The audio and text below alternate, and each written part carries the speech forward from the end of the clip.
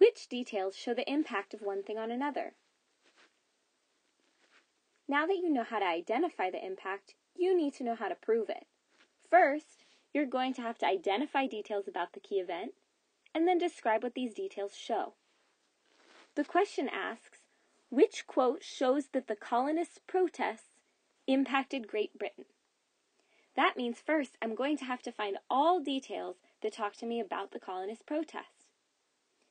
In 1768, the British Parliament imposed the Townshend Acts, a number of new taxes on items that were manufactured in Britain and exported to the American colonies. These included tea, paint, and lead. These details just give me context. I don't yet know why the colonists were protesting.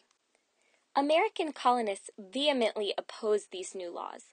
They felt that the laws violated the natural rights of British subjects in the American colonies.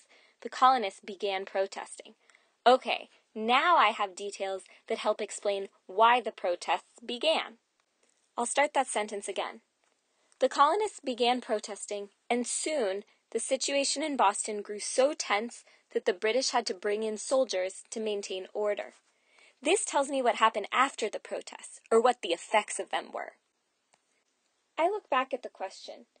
It asks which quote shows that the colonists' protests impacted Great Britain.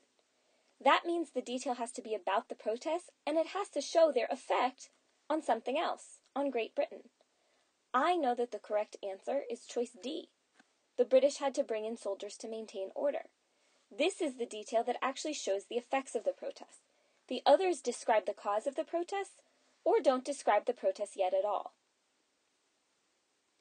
By annotating the details in my text for what they show, I was able to narrow down my answer choices very quickly.